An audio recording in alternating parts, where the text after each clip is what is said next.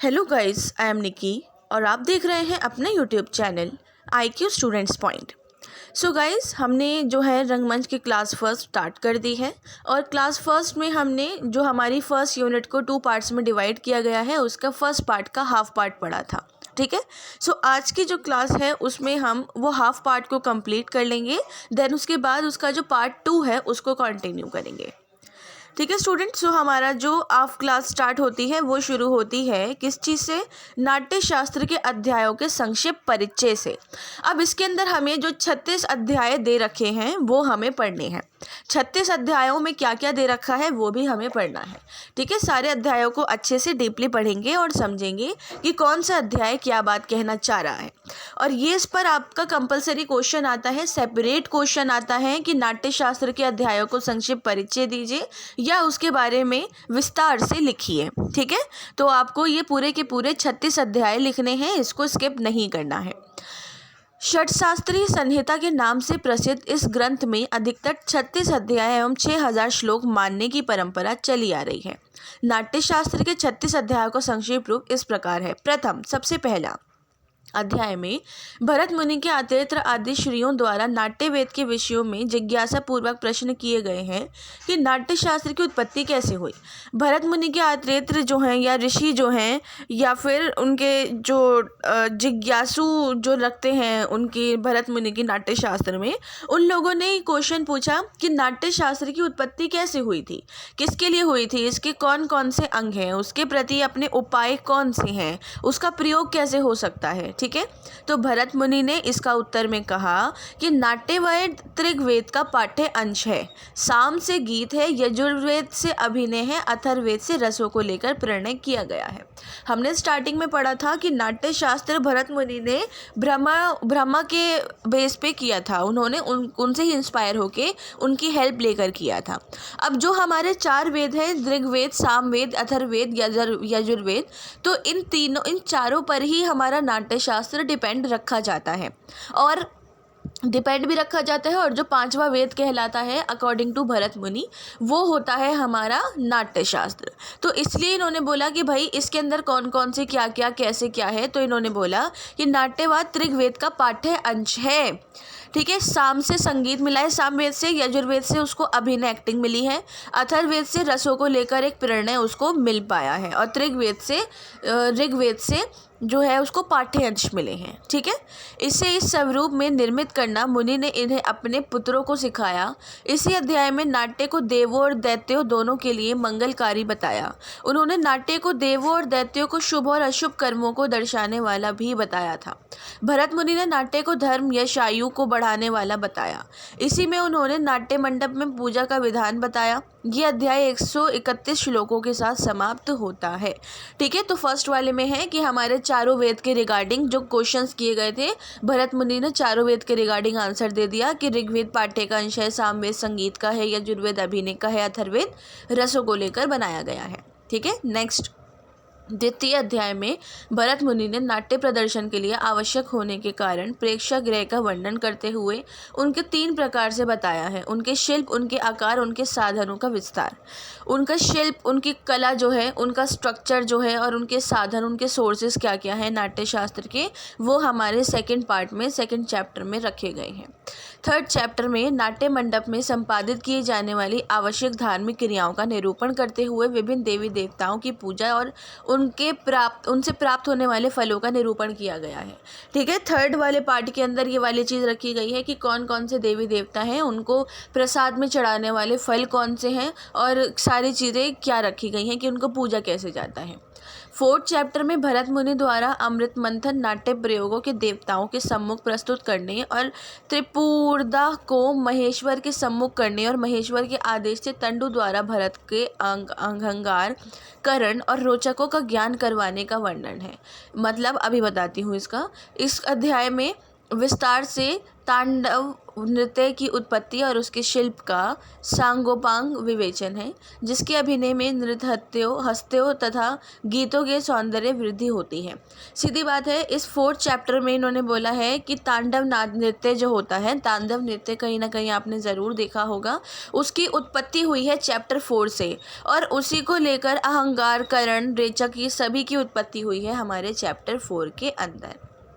पंचम अध्याय में नाट्य प्रयोग के आरंभ में प्रस्तुत किए जाने वाले पूर्व रंग विधान, नानंदी, प्रस्तावना और ध्रुवों का सांगोपांग विवेचन है। पंचम अध्याय का नाम पूर्व रंग विधान है, ठीक है। आप इसको पूर्व रंग विधान ज़रूर डिस्क्राइब करना चैप्टर के अंदर, मतलब अपने नोट्स में। इसमें नाट्य प्रदर्शन से पूर्व किए जाने वाले मंगलात्मक और मनोरंजात्मक नांदी आदि पूर्व रंग के विविध अंगों का वर्णन हुआ है। इस अध्याय में वर्णित विषय नाट्य रचना और प्रयोग दोनों दृष्टियों से उपयोगी है। मतलब इन्होंने बोला है कि पहली बात तो इसको पूर्व रंग प्रधान बोला जाता है, विधान बोला जाता है। इसके अंदर हमारे नाट्य शास्त्र, मनोरंजन अलग अलग पूर्व रंग के तौर पर रखे जाते हैं। छठा अध्याय है रसाध्याय। इस अध्याय में भरत मुनि रस की चर्चा करते हैं। याद करो रस की चर्चा कौन से वेद में की गई थी हमारे, ठीक है। वो नाटक में श्रृंगार, हास्य, करुण, रौद्र, वीर, भयानक, विभत्स तथा अद्भुत नामक 8 रस बताते हैं। अब भाई रस की बात यहाँ पर आ गई है, तो इन्होंने जो बताया है उसको बहुत ध्यान से समझो। इन्होंने बोला श्रृंगार है, हास्य है, करुण, रौद्र, वीर, भयानक, विभत्स, अद्भुत, सभी ये जो 8 तरीके की चीज़ें हैं ये हमारे रस में आती हैं। वो हर रस के स्वरूप पर विस्तार से गौर करते हैं, प्रकाश डालते हैं, उस रस से संबंधित उसके छोटे से छोटे अंग का विवेचन करते हैं और बहुत ही मनोवैज्ञानिक ढंग से उसको बताते हैं। मतलब एक साइकेट्रिस्ट के एक साइकोलॉजिकल बेस पर उसको बहुत डीपली समझाते हैं कि रस मानसिक आनंद देने वाली वस्तु है, और साइकेट्रिस्ट भी हमारा मानसिक संतुलन को ठीक करने के लिए ही होते हैं। तो इन्होंने भी बिल्कुल साइकेट्रिस्ट की तरह ही हमें ये चीज़ को बताने की कोशिश की है। साथ साथ इस अध्याय में रसों से भावों का संबंध भी स्पष्ट किया गया है, हमारे इमोशंस का, और रस तथा भावों के परस्पर संबंध से रसानुभूति की प्रक्रिया पर भी प्रकाश डाली गई है। तो रस और भाव को जो मिलाकर बनाया गया है उसको रसानुभूति का नाम दिया गया है। 7th चैप्टर है भावाध्याय। भाव क्या होते हैं? हमारे इमोशंस को डिस्क्राइब कर रहा है हमारा 7th चैप्टर। इसमें भाव, विभाव, स्थायी, संचारी, विभाचारियों भावों का विस्तृत विवेचन, 8 प्रकार के सात्विक भावों का विवरण दिया गया है। 7वें अध्याय में भावों का विस्तार से विवेचन किया गया है। भावों के 5 प्रकार हैं। 8 स्थायी भावों में रति, साहस, हास, शोक, क्रोध, उत्साह, भय, जुगुप्सा, विस्मय नामक भावों के हृदय में उदय होने के कारण की विवेचना की गई है। 33 व्यभिचारी भावों में निर्वेद, ग्लानि से लेकर त्रास और विरतक तक के भावों का विवेचन किया गया है। 8 सात्विक भावों में पसीना आना, जड़ हो जाना, कांपने लगना, आंसू आना, मुख का रंग बदल जाना आदि का विवेचन किया गया है। इमोशंस हमारे होते क्या हैं? हंसी के टाइम पर हम बहुत खुश होते हैं, हमारा चेहरा देखकर कोई बता सकता है हम खुश हैं, ठीक है। इसी तरीके से रोने के टाइम पे हम इतने अपसेट से होते हैं और हमारी आंखें बता देती हैं हम रोने वाले हैं। तो 7th चैप्टर में भाव को प्रायोरिटी दी गई है। चैप्टर 8 अध्याय से अभिनय आरंभ हो जाता है। इसमें अभिनय के आंगिक, वाचिक, आहार्य और सात्विक भेद बतलाकर आंगिक अभिनय के अंतर्गत उपांग भी आदि का सांगोपांग वर्णन किया गया है। सीधी बात, इसमें अभिनय की बात की गई है। अभिनय क्या होता है? अभिनय होती है एक्टिंग। तो भाई अब यहाँ पर इन्होंने 8 चैप्टर में, सारे चैप्टर्स के बाद अब सब चैप्टर्स में अलग अलग काम रखे हैं ना, तो 8 चैप्टर में इन्होंने एक्टिंग की बात रख दी है। 9वें अध्याय में आंगिक अभिनय के कर्म की ओर आगे बढ़ते हैं। आंगिक अभिनय क्या होता है? आंगिक अभिनय होता है अंगों द्वारा करने वाला अभिनय। एक्टिंग के में जो हाथ पैर का यूज़ होता है कि हाथ चला चला के बात कर रहे हैं, कुछ कर रहे हैं, वो हमारी आंगिक अभिनय होती है, ठीक है। तो यहाँ पर इन्होंने उसकी बात करी है। 10वें अध्याय में वृक्ष, कटी और शरीर के अन्य भागों के परिचालन जन्य के 5 प्रकारों को विवरण दिया है। विभिन्न अवसरों पर किए जाने वाले अभिनय प्रयोग बतलाए गए हैं। 10वें अध्याय का नाम शरीरी भिनय अध्याय है। इसमें वक्षस्थल पार्श्व, कटी, जंघा, पैरों द्वारा किए जाने वाले विभिन्न प्रकार के अभिनय। जो हमारा 9वें अध्याय था उसमें तो पूरा था, पूरा अंगिक था, लेकिन हमारे 10वें अध्याय में सिर्फ कुछ पर्टिकुलर पैर, हाथ वगैरह बताए गए हैं। 11वें अध्याय में चारी का निरूपण करते हुए 16 प्रकार की भौमी और 16 प्रकार की आकाशीय चारियों के लक्षण का प्रयोग को बताया गया है, और खंडकरण और मंडलों को भी नाट्य उपयोगिता का वर्णन बोला गया है। ठीक है। इसके अलावा 12वें अध्याय में मंडलों का लक्षण, संख्या और प्रयोग आदि का निरूपण किया गया है। अब जब आप नोट्स बनाओ तो अपनी लैंग्वेज, जैसे मैं आपको अपनी लैंग्वेज में समझा रही हूँ वैसे ही आप हर चैप्टर के आगे अपनी लैंग्वेज में बात को लिखोगे तो उससे याद रहेगा, और वही चीज़ आप अपने पेपर में भी लिख कर आओगे। ठीक है, ऐसे करना। 13वां अध्याय में गति प्रचार का निरूपण है। इसमें रसादी के अवसर और अवस्थाओं के अनुकूल पात्रों की गति के विवरण बताए गए हैं। इसमें भाई गति प्रचार का एक स्पीड की बात की गई है यहाँ पर, उसकी बात यहाँ पर रखी गई है। गति से लेकर देव, राजा, मध्य वर्ग के स्त्री पुरुष, निम्न वर्ग के लोगों की गति में लगने वाले समय, रौद्र, विभस्त, वीर आदि रसों को प्रस्तुत किया गया है कि समय की भंगिमाएं और शीतार्थ, सन्यासी, मदमात और उन्मत्त पात्रों के परिचालन के प्रकार तथा गतियों के अभिनय करने का विवरण दिया गया है। मतलब समय सीमा को डिस्क्राइब किया गया है कि टाइम लिमिट क्या है इन सब चीज़ों के रिगार्डिंग।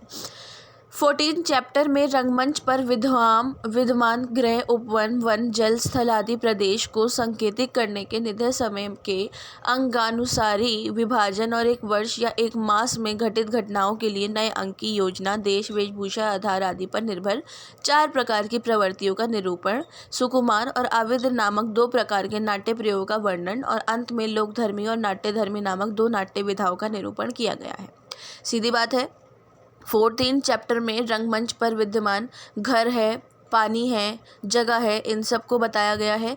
उसी को लेकर हमारे यहाँ पर सुकुमार और अविद नामक 2 प्रकार के नाट्य प्रयोग और नाट्यधर्मी और लोकधर्मी नामक के 2 नाट्य विधाओं का भी एग्जाम्पल दिया गया है। 15 चैप्टर में वाचिकाभिनय आरंभ हुआ। इसमें आरंभ के अक्षरों पर आधारित वाणी का नाट्य के वाचिक अभिनय में उपयोग बतलाते हुए अक्षरों के स्वर, व्यंजनात्मक विभेद बतलाकर उनके स्थान, प्रत्यय आदि का विवरण दिया गया है। फिर शब्दों की संख्या, क्रिया, उपसर्ग, संधियां आदि विभेद बतलाकर नाटक में की जाने वाली भाषाओं का शब्द भेद द्वारा विवेचन किया गया है। इसके उपरांत नाट्य के संवाद में वाचिक अभिनय में प्रयुक्त किए जाने वाले 1 से लेकर 26 अक्षरों तक के छंदों का उदाहरण देते हुए निरूपण किया गया है, और अंत में गुरु, लघु और यति मात्रा आदि छंद शास्त्र के प्रारंभिक शब्दों की व्याख्या भी की गई है। ठीक है, बहुत इजी है, इसके अंदर ज़्यादा कुछ नहीं बताया गया है, बस स्वर व्यंजनों को बताया गया है। चैप्टर 14 में इसी क्रम में आगे बढ़कर वाचिकाभिनय में उपयोग वृत्तियों का सौहार्द निरूपण है। अंत में सम और विषम वृत्त बतलाकर आर्य के प्रभेदों का विवरण दिया गया है। 17 चैप्टर में अभिनय के अंतर्गत काव्य के 36 लक्षणों का विवरण दिया गया है। इसके अलावा उपमा, रूपक, दीपक, यमक नामक बहुत सारी चीज़ों को यहाँ पर अलंकार के रूप में बताया गया है। 18 चैप्टर में नाटकोपयोगी भाषाओं की, जो उसमें भाषाएं यूज़ होती हैं, संस्कृत है, प्राकृत है, अपभ्रंश है, ठीक है, ये सारी शुद्ध हिंदी वाली भाषाएं होती हैं, तो ये यहाँ पर बताई जा रही हैं कि इन भाषाओं का 18 चैप्टर में किस तरीके से उनको चेंज किया जा सकता है, किस तरीके से उनको यूज़ किया जा सकता है। 19 चैप्टर में उच्च, मध्य और निम्न वर्ग के पात्रों के बारे में बात की गई है, उनके गुण, उनके स्वर, उनकी सारी चीज़ों के बारे में। 19वें अध्याय का नाम काकू स्वर व्यंजक अध्याय है। इसमें काकू स्वर, नामीबदान और पाठ्य के गुण, दोषिधि और सूक्ष्म वर्णन हुआ है। ये अध्याय भी नाट्य प्रयोग की दृष्टि से अत्यधिक महत्वपूर्ण है।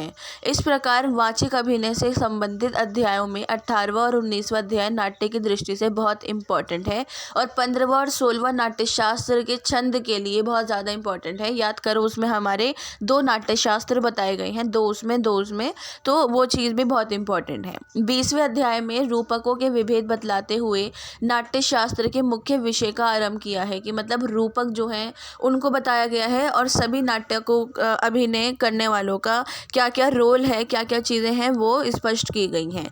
21वें अध्याय में नाटक की कथा वस्तु के आधिकारिक और प्रासंगिक भेदों को बताया गया है। 5 संधियाँ बताई गई हैं, 5 अवस्थाएं हैं, 5 अर्थ प्रकृतियाँ हैं। संध्यांतर का विवरण देकर संधियों के सभी अंगों के लक्षण बताए गए हैं। ठीक है।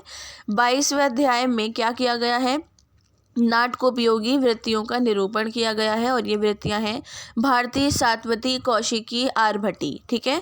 वृत्तियों की उत्पत्ति के प्रसंग में विष्णु भगवान के द्वारा मधुकैटम दैत्यों से युद्ध करने तथा उसमें चारों वृत्तियों के प्रयोग की पौराणिक कथा को लेकर चारों वेदों से चारों वृत्तियों के उत्पन्न होने का विवरण देकर इन वृत्तियों के भेद प्रभेद को बताकर उनकी योजनाओं को बताया गया है।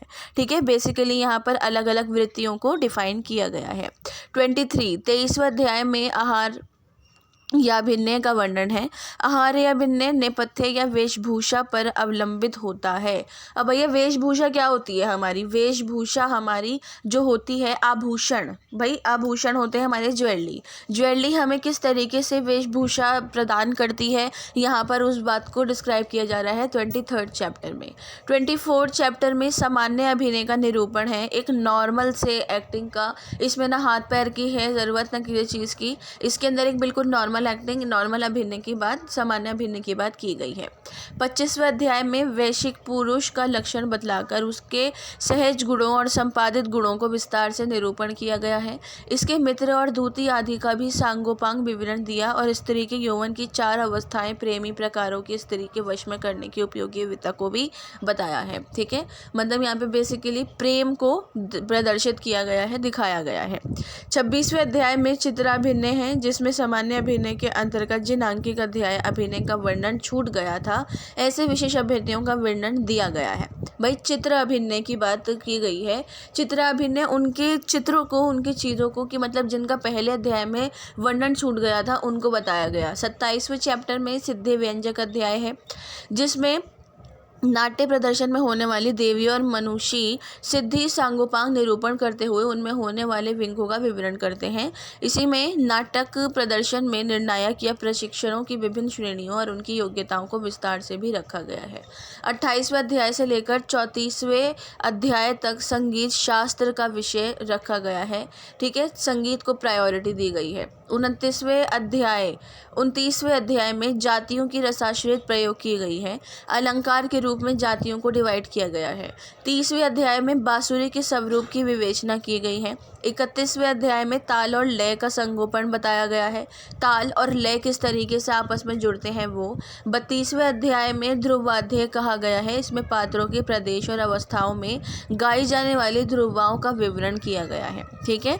वहाँ पे उस अवस्थाओं में, उन प्रदेशों में जो पात्र गाते थे उनकी बताई गई है। 33वां अध्याय है वाद्याय। ठीक है। इसमें मृदंग और अवंधवाओं का विवेचन है। इसमें स्वाति और नारद के द्वारा अवंधवाद के प्रवर्तन का आख्यानात्मक विवरण दिया गया है। ठीक है। बहुत सीधी सी बात है। 34वां अध्याय में पुरुष और स्त्रियों की त्रिविधि प्रकृति का निरूपण किया गया है और उनको 4 प्रकार के नाट्यों के संरक्षण में डिवाइड कर दिया गया है। इसके अलावा 35वें अध्याय में भूमिका पात्र विकल्पार्थ है। ठीक है। एक भूमिका पात्र विकल्प हमारा अध्याय। तो विकल्प अध्याय, विकल्प होता है कि इमेजिनेशन करना, एक चूज़ करना, मतलब एक तरीके से विकल्प रख दिया गया, चॉइस रख दी गई। अब हम उसको जब तक इमेजिनेशन नहीं करेंगे तब तक हम उसको चूज़ भी नहीं करेंगे। तो ये वो है कि भूमिका पात्र विकल्प अध्याय, कि भूमिका पात्र को चूज़ करना, उसका विकल्प तय करना। 36वां अध्याय अंतिम अध्याय है। इस अध्याय में मुनियों ने भरत मुनि से पृथ्वी पर नाट्य के अवतरित होने के विषय में जिज्ञासा की। ठीक है। उन्होंने कहा कि भाई भरत हमें बताओ कि पृथ्वी पर नाट्य क्यों आया।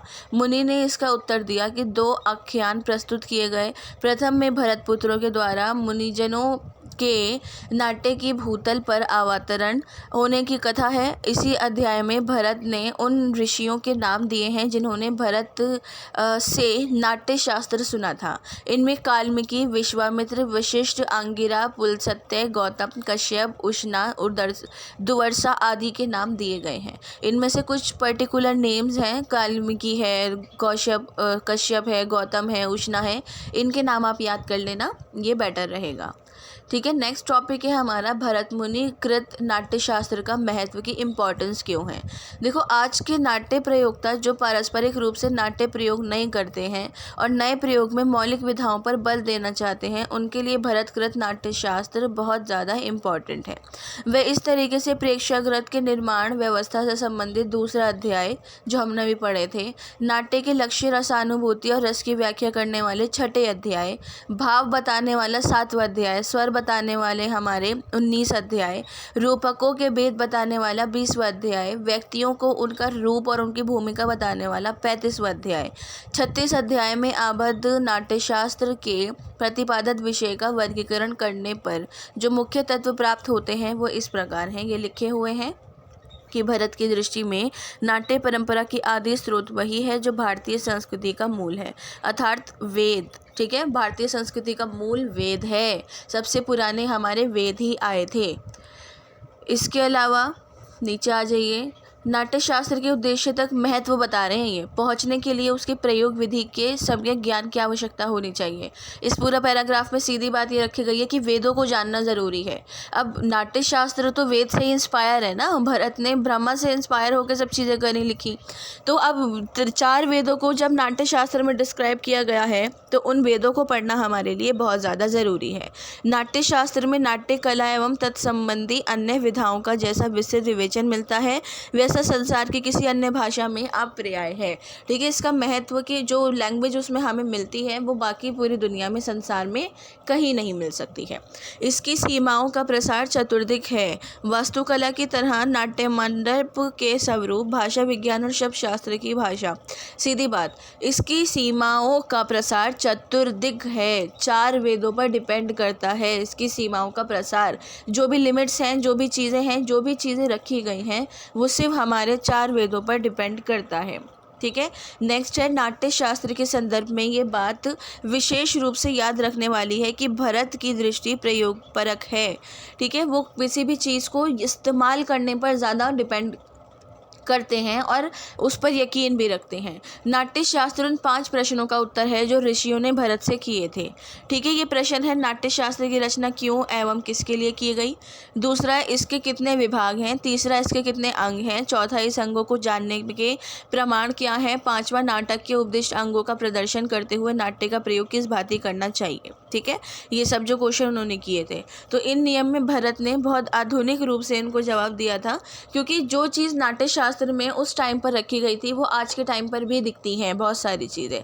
वैसे ही जो वेदों में रखी गई हैं वो आज के टाइम पर दिखती हैं बहुत सारी चीज़ें। तो उन्होंने मॉडर्न टाइम में मॉडर्न तरीके से उनको जवाब दिया।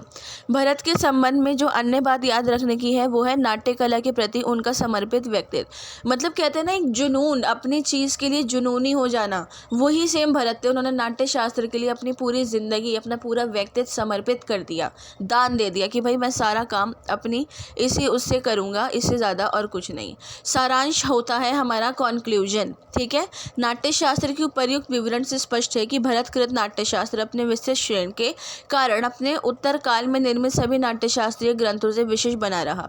ठीक है, इस लाइन को लिखने के बाद आप अपनी लैंग्वेज में अपना निष्कर्ष लिखना। निष्कर्ष कैसे लिखते हैं मैं आपको बताती हूँ। जब भी आप आंसर लिखते हो, आंसर कंप्लीट करने के बाद उसकी 2-2 लाइनें उठाकर अपने निष्कर्ष में लिख देना। स्टूडेंट, इंट्रोडक्शन और निष्कर्ष दोनों लिखना दिल्ली यूनिवर्सिटी में बहुत ज़रूरी होता है, क्योंकि टीचर आपका इंट्रोडक्शन और निष्कर्ष के बेस पे ही आपका आंसर चेक करता है ज़्यादा से ज़्यादा। ठीक है, तो उसको लिखना ज़रूरी है और ऐसा लिखना कि टीचर को पढ़ के समझ आ जाए कि बच्चा क्या लिखना चाह रहा है। अब इसका ये मतलब नहीं है कि आप बीच में हनी सिंह के गाने लिखाना, बीच में भी आंसर ही लिखना। ठीक है स्टूडेंट, सो आपकी जो फर्स्ट यूनिट का फर्स्ट चैप्टर है वो हमारा कंप्लीट हो गया। नेक्स्ट क्लास में हम फर्स्ट यूनिट का जो सेकंड चैप्टर है उसको पढ़ेंगे। ठीक है, सेकंड चैप्टर है हमारा हिंदी का पारंपरिक रंगमंच संक्षिप्त परिचय, इसको पढ़ेंगे। सो होप सो कि आप लोगों को इस क्लास के रिगार्डिंग कोई डाउट नहीं रहा हो। इनकेस कोई डाउट हो, कोई क्वेश्चन हो या कोई भी सजेशंस हो तो आप मुझसे कमेंट बॉक्स या टेलीग्राम चैनल पे पूछ सकते हैं। So thanks for the watching and best of luck all.